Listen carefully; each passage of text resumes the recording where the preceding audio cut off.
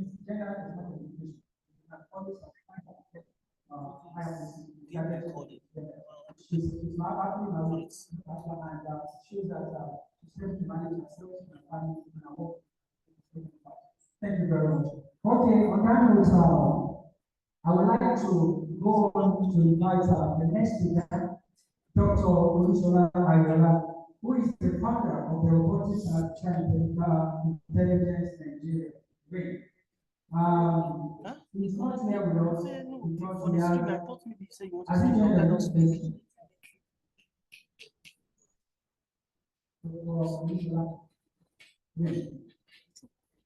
okay, I'm not sure Dr. Olusola is here correctly on Zoom. They have another program parallel. Today is one of the first robotics institutes. They are doing a lot of good work here. They are here at Ibadan. They are doing a lot of good work. Training young staff like students like in the area of robotics and artificial intelligence. They have a couple of programs that you can do just between the time you finish secondary school and before you come into the university. And students who are interested can be a part of the student and students who are interested in robotics can first be able to learn before coming into the university to study the respective program so that you can adapt to robotics and artificial intelligence. So Dr. Olusola will be joining us for Zoom later. I would like to invite Dr. Olawale Olaide from the University of Ibadan, who is also the founder of the Images Initiative. He's doing a lot of work. He's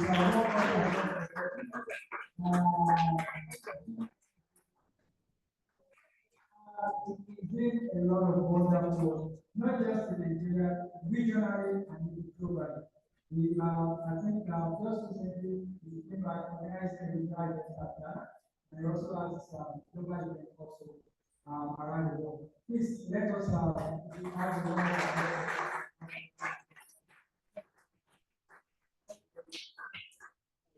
Thank you very much. My name is Olawale Olaide from the University of Ibadan.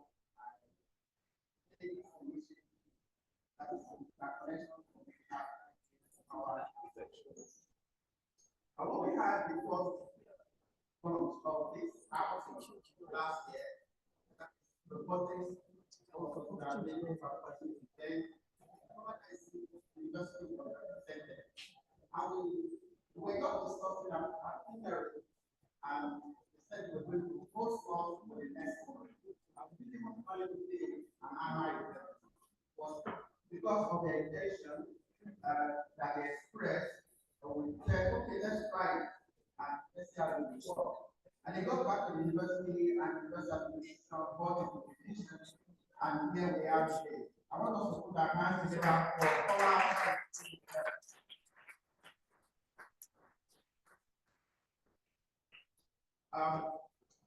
and coincidentally, just as that event, we didn't even plan the structure, like let us come together and organize something. And just right there, we decided that we would have a patron. And what was the something patron? Then nobody suggested, what should we have a patron? He's on his talk. And Professor Dakola was at the meeting and was said, maybe we should appoint him as the ground patron, and he accepted. But just yesterday, when we were planning to come to finalize arrangement today, Mr. Ladeko informed me that Professor Dakola is one of the topic council members of this great university. To see how God connects us. So let's put our hands together for Professor Dakola.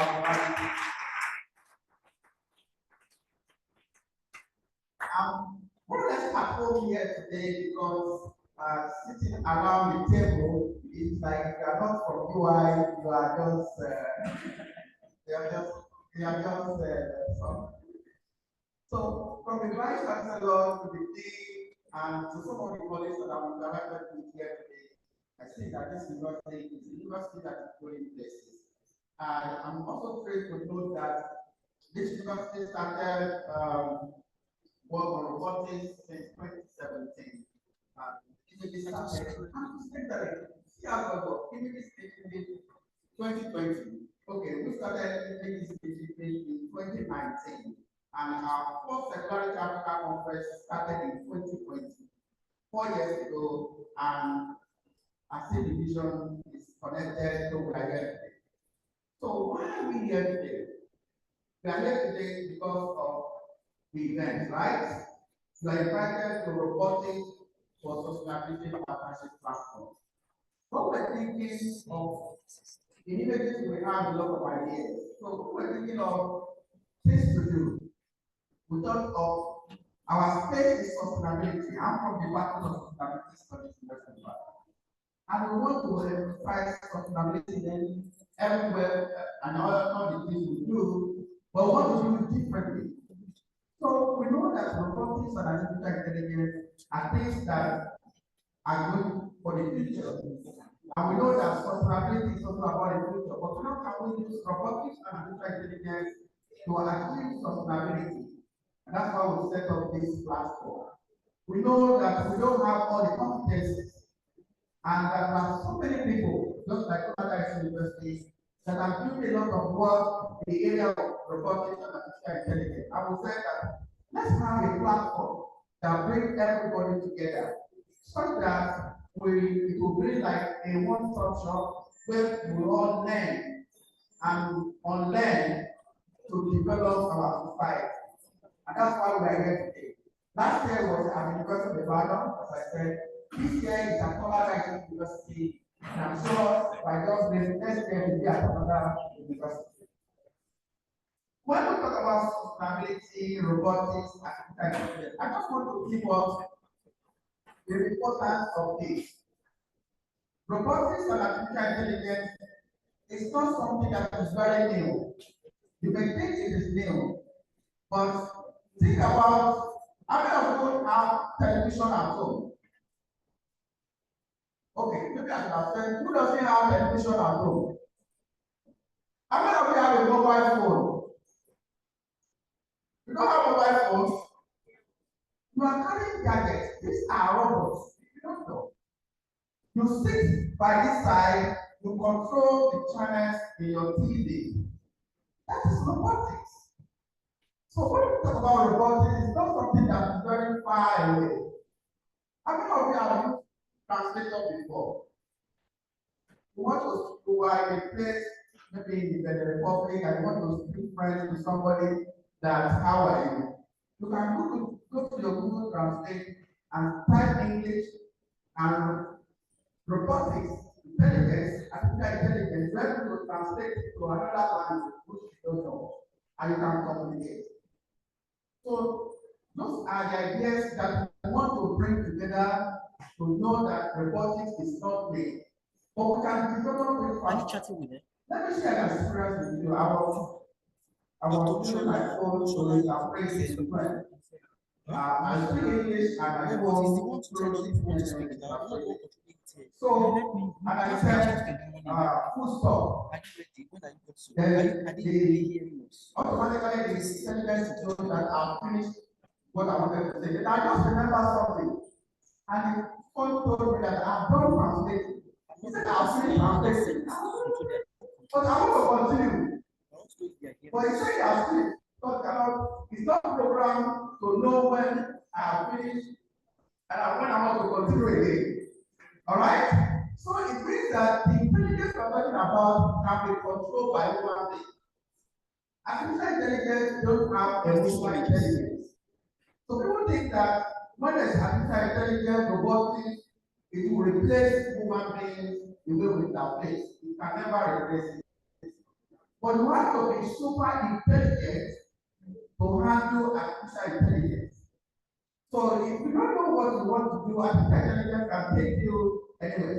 How many of you have interacted with Google Map before? That is artificial intelligence. You want to go to UI from K to U. You program the maps and takes you there. But if the route or the route is not well to reference, it can take you to Ilora.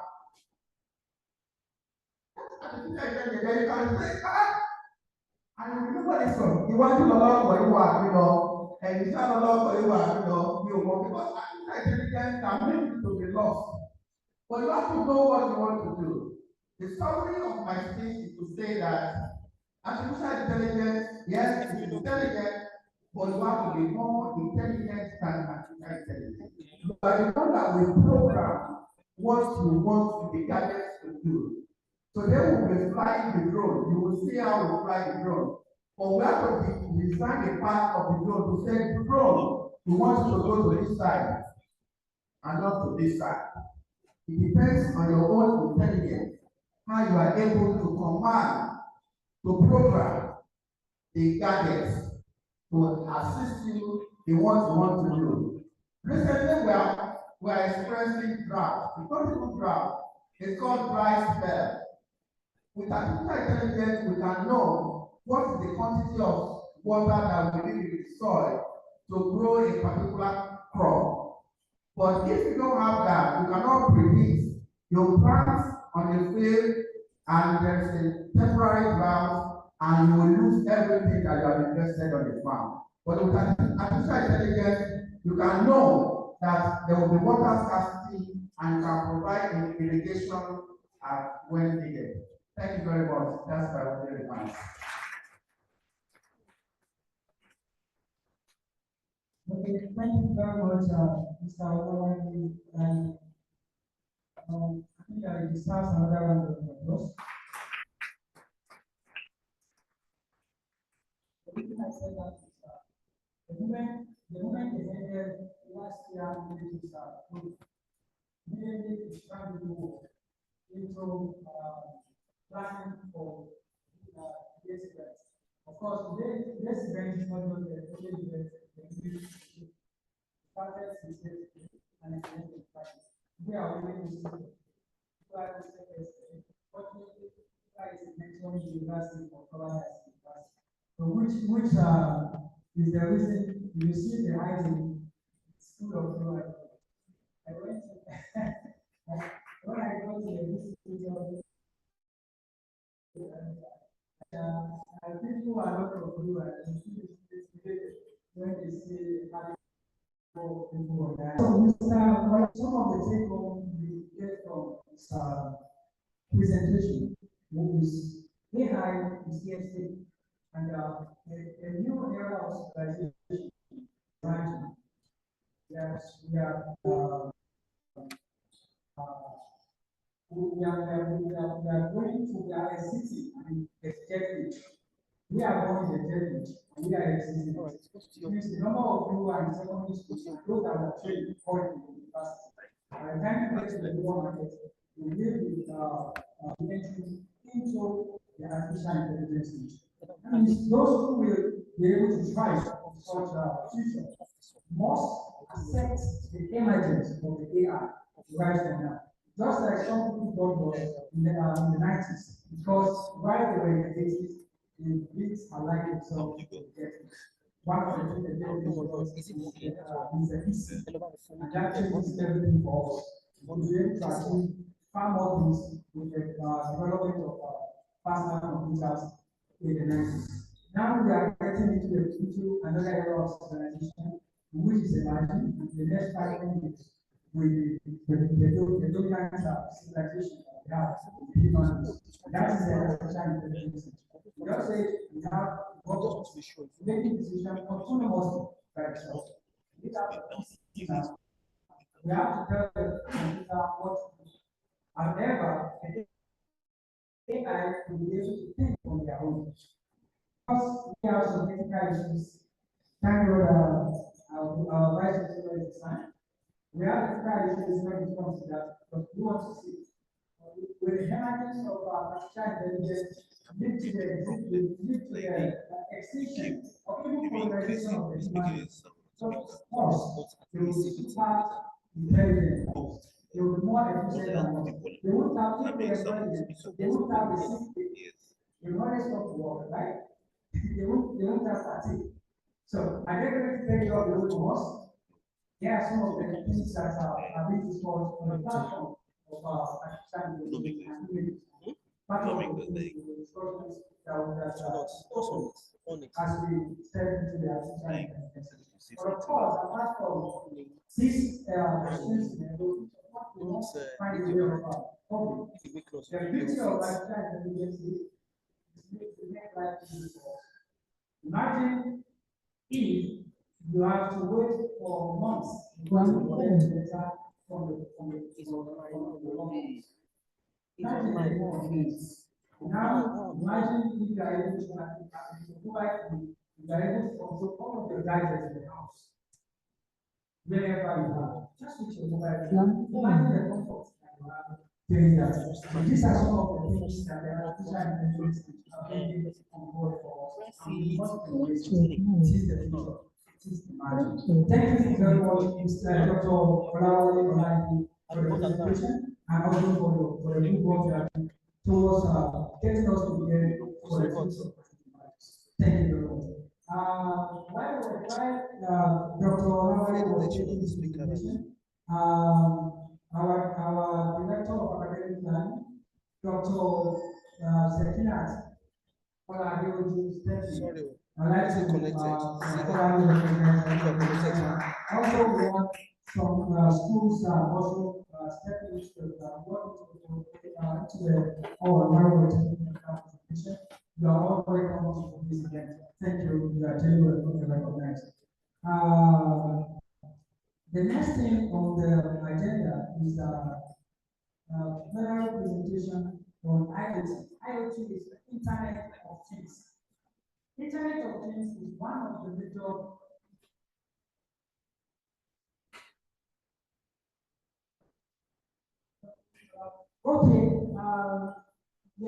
Dr. Lusola is online now. We'll get him prepared for his presentation. He's the founder of the Robotics and Artificial Intelligence in Nigeria, located at Yano here in Ibadan. He is one of our own. So we'll train for his presentation. Once the technical team are ready, We are ready. If it is ready, we are ready. Okay, Dr. Lusola, if you are listening to us, if you are ready, let us know this so that we can have your presentation. So while we are waiting for him,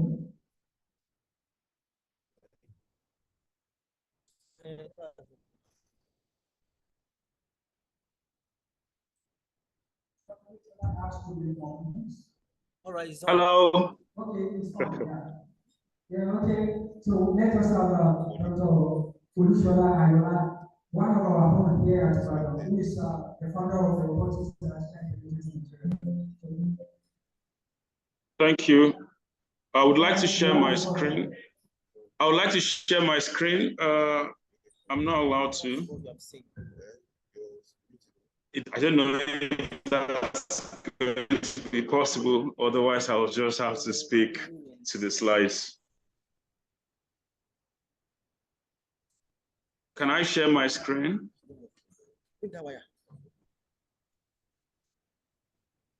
All right, thank you. Okay. Yeah. All right. Good morning, wonderful audience. Let me stand on existing protocols, and most importantly, let me appreciate the organizers for putting together this brilliant show, this brilliant event that aims to bring to your doorstep the kind of information that can kickstart some great innovations from the youths today. And in my own capacity, I'm in a position to share with you my experience, my journey, and how I believe you can all get started. I'm not sure, can you hear me? Yes, we can. We can. Oh, great, thank you. Okay, so first and foremost, the youths today want to japa, and the reason is because they are looking for greener pastures. The grass is always greener on the other side, and of course, that's why most people want to go to what they call saner climes. But then, interestingly, people who are in countries like Canada, Australia, particularly to Nigeria, because we have enough of untapped resources. And then that brings to question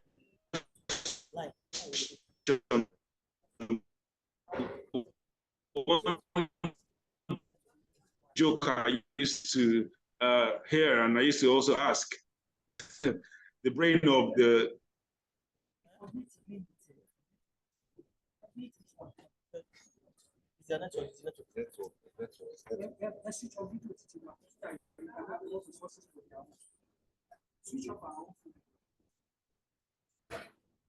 all right, sorry, I think I lost network there for a minute. All right, so the brain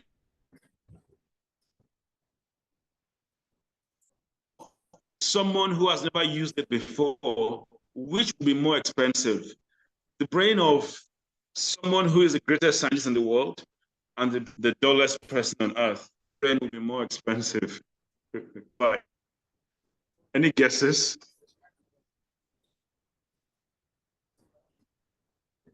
Anyone? All right. I guess audio communication challenges we're having. So the answer would be the brain of the person who has never used it before, because it's brand new, untouched, you know? And so same thing with the opportunities that lie here in Africa. Because we have never really sat down to tap into the opportunities, countries that know what to do with problems and opportunities would keep coming here to get to take these opportunities and make some money. So if you want to make money, stop looking for money. Instead, what should you do? Look for problems. Look for problems and, of course, the opportunities for solving these problems. Try to listen to the market to see what the people are complaining about and try to attend to these problems. Also take risks. And when you're going to take a risk, you must be strategic. You must calculate it, because calculated risks are what we can take, are what we should take, not careless risks. And one of the things when it comes to taking risk is getting investors, because of course, unless you are confident of your plans and your ideas and the capacity of your, well, to deliver, getting an investor to put some money into your project might be a risk, because at the end of the day, if there's nothing to give back, you might lose your reputation. So it's a risk, and you have to take it when you're very strategic. Okay, so what then is my role? I am the founder of Robotics and Artificial Intelligence Nigeria, Nigeria's foremost facility for research and training in robotics and AI. And we have a lot that we have done in terms of products, in terms of trainees that are now all over the world doing great things. And some of the things we've done is that we've supported companies to build concepts of what, for example, here is an example of a hybrid drone. And then on this one here is an example of a car that was supposed to be converted from mechanical drive to electrical drive, and from electrical drive to autonomous driving. Here's an example of a traffic stand, which the normal traffic warders would stay in, but allows them to also switch over from manual traffic control to the use of automated traffic lights, and it's powered by solar system. So these are great ideas. I mean, in front of you right now is the smart socket system that users at home can just speak to on their phone and say switch on and switch off.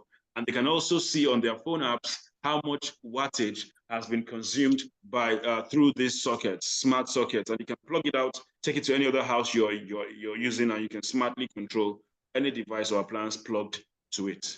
Here is an example of a VTC, Virtual Teacher's Companion, which was critical during the time of COVID, where most teachers had to be at home and they needed to teach mathematics and co via the Zoom or Google Meet. Now, this was a platform that allowed the camera to be on top of a board and allows them to write. So my point is that ideas rule the world, and you need to come up with ideas that can be marketable, that investors can find worthy. And one of those ideas will come when you have the skills. Skills like robotics and AI today are the foremost skills globally. So having that will keep you in vogue, will keep you, up to date. So how did I start my journey? Well, in school, when I was in secondary school, primary school, I used to be very shy. And that to me was not good, but I had no control over that. It was just my nature. Just like some of you would say, oh, I'm an introvert, I'm an introvert. Well, it's your nature, right? But who wants to do business with a shy person, with someone who cannot express himself, with someone who cannot speak in public, with someone who cannot stand in front of an audience and wow them and convince them to go with him or her? Who wants to do business with such a person? So I was shy when I was in school until I read it somewhere. And at this point, I'd already left secondary school anyway. And I read it somewhere that those who matter don't mind. Those who mind don't matter. It was at this point I realized that, hey, you have to take responsibilities. You have to take responsibility for your actions and your decisions, and you have to, take your future into your hand. Nobody's going to bring any platter of gold to you. You have to work for it. You have to go out there for it. You have to build your skills and speak out, speak to people. And that's one thing I must say to young people today. You may have some skills. You might be a web developer, a programmer, software developer, a web designer, a graphics designer. You may be a cybersecurity expert and so on. But if you keep it to yourself, nobody's going to bring opportunities to you. Nobody's going to bring jobs to your doorstep. You have to go out there, attend events, hackathons, speak at conferences. Anytime you see an organization coming up with a program, be involved, get to be on the stage at some point in time or the other. Seize every opportunity. When I went abroad, for my master's, I made sure I wasn't quiet in the class. Of course, it was a classroom filled with white people, and of course, 5 of us from Africa, but that did not stop me from speaking up in class. In fact, when the lecturer says, any question, if everybody's quiet, I must ask a question. I must let them know I'm in this class. I was like, excuse me, I have a problem with the last thing you said. You mentioned this, that. How about this, that. And the reason was not because I could not go and read that up on my own and understand it, but I deliberately wanted to be heard. And that way you find yourself speaking to great minds, speaking to great people, and of course, creating a great network for yourself. How did I push? Study. I had to go tough on my studies. You cannot excel really if you're not studying and very good at something. Even those who used to fail in school and are doing so well today, it's not because they got somewhere out of laziness. At some point in their career, they said to themselves, you know what, I must change. And they started to work hard on something in particular. So don't always say, after all, those who did not do well in my primary school are now doing well. At some point, they changed. At some point, they started working hard, sleepless nights, and so on. So you have to study very hard as well. So there's nothing like, oh, school is a scam. School is not a scam. It's the knowledge you get in school that gives you the confidence to speak in public. Family and relatives, of course, were very helpful for me as well. They're the people you can rely on. When I say family, not necessarily relatives, but people you can depend on, people who can vouch for you, people who are there for you. And that's what I mean. So look around. Your great friends might be your family. Your relatives might be your family. You need to identify those who care about your progress. That way, you surround yourself with people that see the great opportunities you have, not people that continue to tell you you cannot do this and make you feel less of yourself. Now, eventually, of course, God is the greatest of all factors in our life. So for me, he was a big factor. When you have that faith that whatever you do will be successful, then you can go out there and smash things. So growing from career to passion was what I chose to do. I don't know what courses you have chosen to study right now, but then there is career and there is passion. Career is that field you've set yourself on already, that path you've set yourself on. But you must set yourself on something you're passionate about. And we must agree on something. Our field is always very broad. So you're a medical student, it's a very broad field. You're a law student, it's a very broad field. You're a science student, it's a very broad field. Identify your passion. What do you want to take out of that? What do you want to be known for? What do you want to achieve? For example, in chemistry, there is physical chemistry, inorganic chemistry, organic chemistry, industrial chemistry, this and that chemistry, that and that chemistry. Find your passion. Build, advance in that area. Get great in that region. So yes, it's important. I knew that it wasn't enough to be an engineer. I had to look for a problem to solve. I had to look for that aspect of engineering that I can dedicate my entire life to, that I can be of service, that I can also find fulfillment in doing that. So even though in my university I studied electrical and electronic engineering, I found out that I could be a robotics engineer. Robotics does not mean you have to do electrical electronics. You can do mechanical, you can do mechatronics, you can be a computer engineer, you can even be a computer scientist. But at some point, when you decide you want to go into robotics, you now need to start learning the key skills that make up a robotics expert. And to be honest, there's a lot. And again, you don't have to be an all-rounder. You can just pick one and excel in that. For example, 3D design.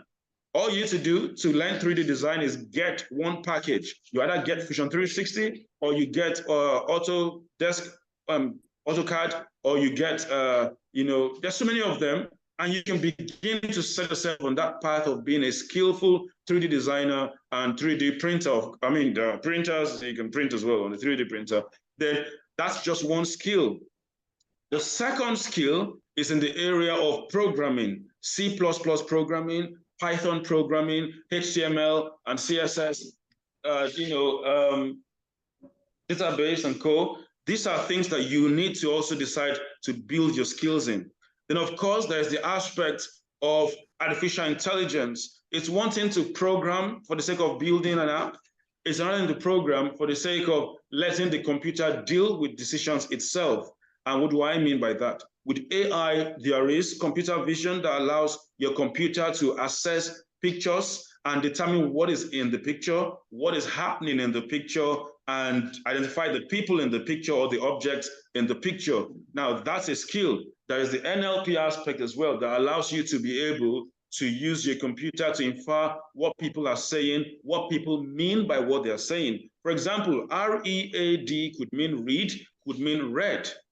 But it doesn't mean the computer would assume one of them. The computer will have to assess the context of the communication and pick which one he or she is trying to say. Now, that's NLP, an aspect of AI. So all of these factors build up a robot for you. And of course, in robotics, there's a control system. There's a whole lot of mathematics involved anyway. But if you want to go into that, you can actually build those skills. So I had to learn to be creative, because, all that hard work you love doing, robots will do them eventually for you. Look at, for example, as tedious as writing coding or writing programs was, today we now have ChatGPT, okay, that can help us with our programming. Before, you needed to do a lot of research, do a lot of findings on Stack Overflow, but now all you need is ChatGPT and it will answer many of your questions. So at some point, even learning programming may not make you skilled enough, because you're going to need to have some additional skills. So creativity will always be key. We've seen robots now in the entertainment world. So when someone says robots cannot be creative, you may need to think again, because even in that space, robots are taking over.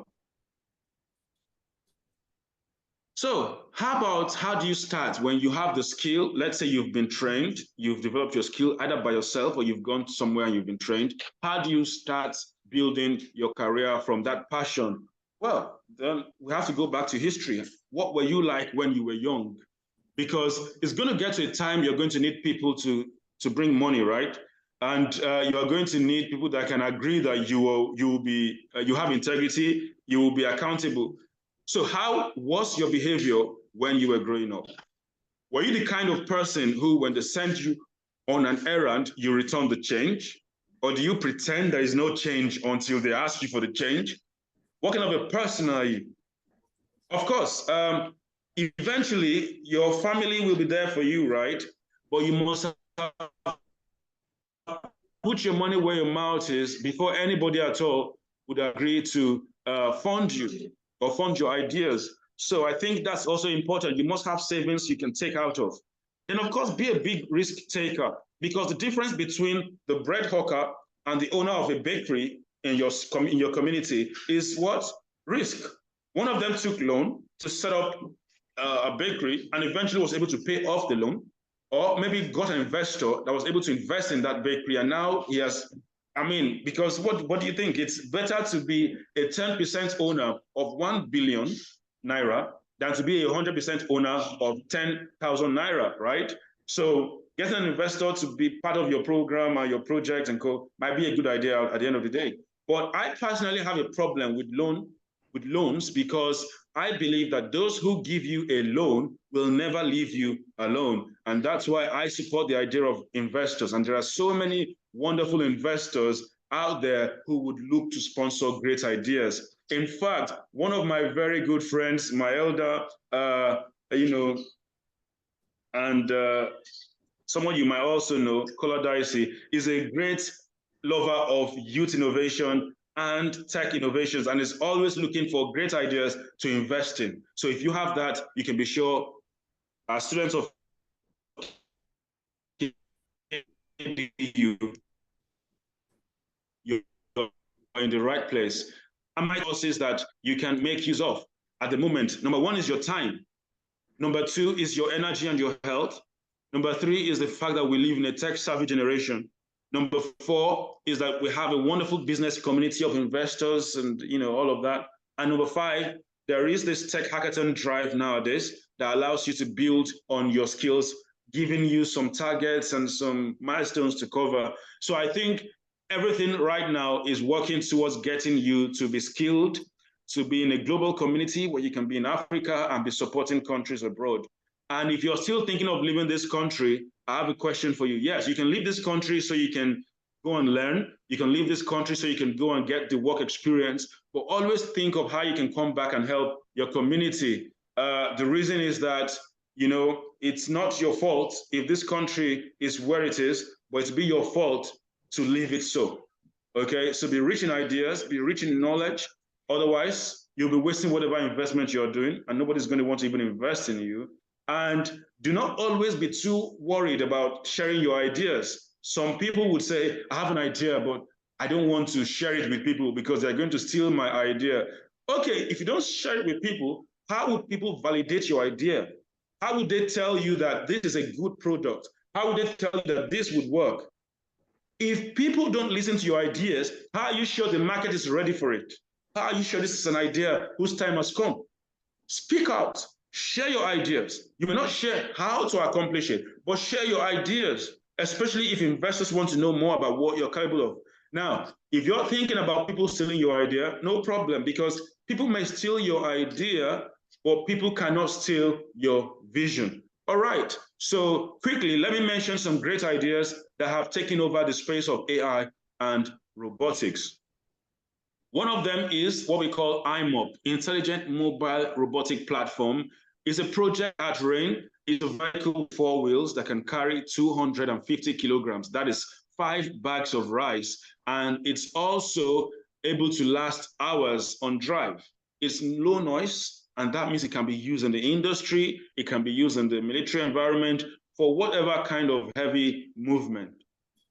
A similar system of this nature is this Husky made by a company in Canada, ClearPath Robotics. Now, this vehicle you are seeing here is similar to the one at RAIN, but the difference is that while ours can carry 250 kilograms, this can carry 75 kilograms. While ours makes low noise, this makes so much noise. And so, can you see that Africa can compete?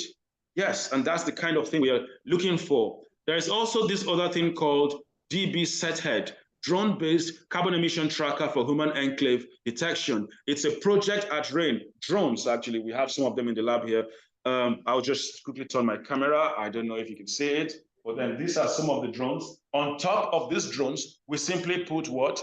A carbon emission tracker. So what that means is that wherever these drones fly to, it always gives back to the server an idea of how much carbon is present in that atmosphere. And by drawing a map of the carbon distribution across the atmosphere, I'm talking of carbon monoxide, we're able to tell where human beings are, because it is human activities that lead to an increase in carbon monoxide.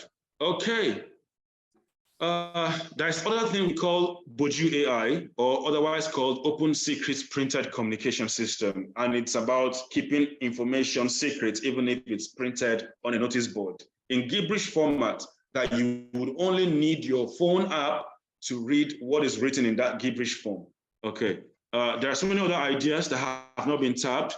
The use of machine learning on crime data to predict attacks, to foil attack, because in this Nigeria of today, we hear of attacks here and there. These attacks might seem random and sporadic, but to be honest with you, there is a pattern. If you use time series forecasting under machine learning, you'll be able to predict these events. The use of computer vision, to determine people's identity, either car or pedestrians, is also critical to help the police track criminals across the state. I mean, if you go to the police headquarters, they will give you a long list of who are on the wanted list.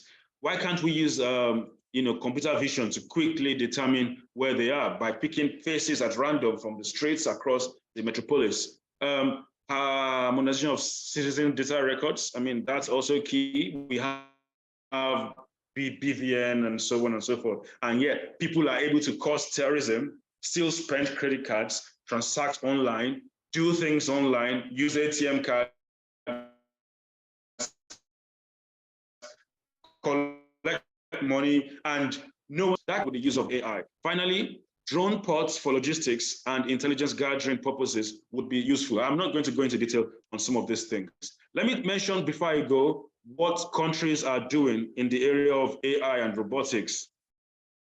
So Tesla, you know of Tesla. What does Tesla have to say about AI?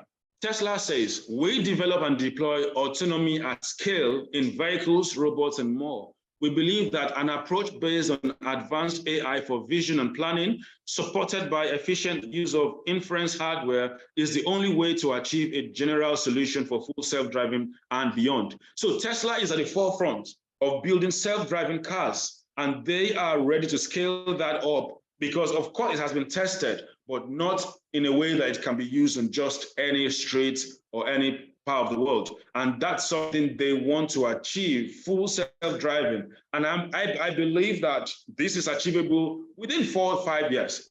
This will be achieved. Where are you going to be when this is achieved? Are you going to be among those who would say, oh, I wish I could get a job in Tesla, but I don't have this kind of skill they want? Or are you going to be one of those who can actually pitch to Tesla greater ideas you can add to enhance the kind of work they are doing? Or are you going to be among the AI developers who already have key data about your community that Tesla can upload onto their system that will make their vehicle more intelligent within your community? Are you going to be among those that can foresee quickly the kind of database that Tesla would need across the world and begin to build a reservoir of such data? Toyota too is not sitting on their hands. I mean, they are already also trying to get smart vehicles, predictive demand taxi dispatch services, where with your normal Toyota vehicle, you can also get alerts when someone is looking for a ride. And by that, you can choose to pick up the person or not. So that way, you have your own car to yourself, but you can switch on from private mode to taxi mode. And when you switch to taxi mode, you start getting alerts and map readings of where the next available customer for public transport is. Now that means companies are thinking out of the box. So why can't you be part of this ecosystem? PayPal, I don't know if you're aware of PayPal, but PayPal uses machine learning to also assess in real time if the owner of the account is the legitimate person trying to access the account. And that's because, of course, there's a lot of fraud going on. But hey, if you understand how web interactions occur, HTTP protocols and co, there is so much you can do to confirm if the person trying to access your database is the owner. And of course, PayPal is launching a lot of AI solutions to make it difficult for scammers to hack people's account. Google is like #1 when it comes to the AI and the deployment of AI. And why is that? Because AI feeds on data. Data is not just about structured data format. Data can be in form of big data. Me chatting with you right now, there is data in this because somebody somewhere is actually picking what we are saying and linking it to everything else about us. So they can determine whether I like one item or the other. And when it's time to bring adverts to me, they can bring the one that really tallies with what I like. Under that, we call that recommender systems, and Netflix is key in that. There's also healthcare application of AI, for better drug discovery and co. There's also gaming, and I don't know if many of you are aware, but many of the Xbox and PS you play have AI components. They are picking information about you and making sure the next version of that game is something that you find so appealing, you find so attractive. And I once had a visitor who came all the way from PlayStation, and he's a Nigerian, a data scientist at the moment working with PlayStation. He said his role at PlayStation is to help PlayStation look into what other users of other kind of games are into. What is that factor that keeps driving people to other games, so they can harmonize that on their own platform. You soon find that everything you've ever wanted on other gaming platforms are now on PlayStation. And so customers will begin to wonder why they can't just buy PlayStation if that would give them everything. So of course, there are so many areas. Now, I need to just wrap up with this. AI can help your business objectives. So if you're a business person, think of how your business can deploy AI. I know of some businesses that are using AI to respond to customers through chatbots, companies that are using AI to understand the need of their customer. Banks are using that, of course, to know what kind of customer you are and what kind of product to market to you. And so there are so many of these things businesses can do with AI. You have to be the first person in your field to deploy AI so it can make you take over the market. But if you are one of those people that don't just want to deploy AI, you want to build AI, then you must learn how to do what we call data set optimization. Globally, people are looking for data sets to train their models, their AI models. But if you don't have optimized data, your system will be biased when it's making decisions. So if you are going to be building an AI system that can detect pictures and objects, you must make sure that you have enough database of a variety of that particular object and even all possible objects, so that you don't see a chair and call it a laptop just because it has a lid on top, something like that.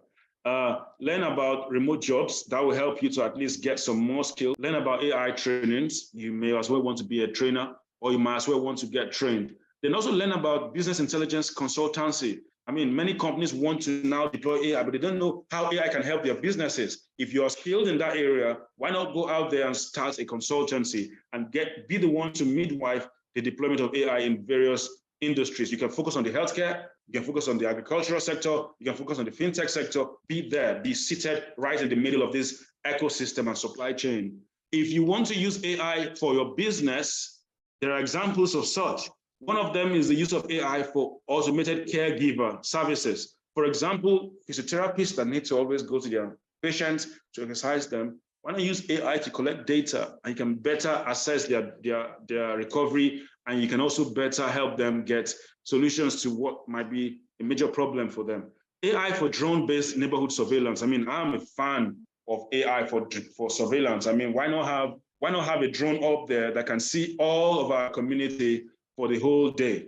That way, at least if criminals do anything, you can easily know where they took off from, where they went to, how they returned back to where they were coming from. So I think we must begin to deploy AI for drone surveillance, and I mean, drones for surveillance. And if we had to speak to government about it, fine, but government would need a team of people that have the capacity. So if that's going to be you, thumbs up. AI for interior decoration, well, that's very easy. I mean, you just need to have a love for interior decoration and then come up with automated designs. So when people want to choose an interior decor from your catalog, it comes according to what you know they might need or they might love. Finally, make your data, Finally, make your data to be your key intellectual property. Whatever it is, make sure it revolves around that data. Data is the next crude oil globally. Create a medium for collecting data, implicit or explicit. If you're good in Python, you would know how to collect data implicitly. Implicit data collection means those you are collecting the data from don't even know you are collecting the data. Explicit means that they already know, so they can give you false data. For example, you carry a questionnaire to me and say, fill it. I know you want to know some things about me. I can choose to write false report. But if I'm not aware you're collecting data, that's implicit. You get the truth, you predict right, your AI works better with high accuracy. Adopt machine learning for your decision making. For example, in the banks, adopt AI to help choose who to give loans to and who not to give loans to. Adopt AI to know who to promote in your office and who not to promote. Adopt AI to know which product will work in this community, which product will not sell in that community. Adopt AI for risk analysis and so on. Ensure that you also have an iterative development strategy that gradually helps to improve whatever you are doing. So on that note, I'll conclude by saying there is a need to optimize scarce resources. There is a need to increase speed in everything we do nowadays. There is a need to implicitly detect what our customers want. There is a need for fast future, and that future is now. And we can only use AI and robotics to achieve that future. And you are all very young. The future is in your hands. Thank you. Good luck.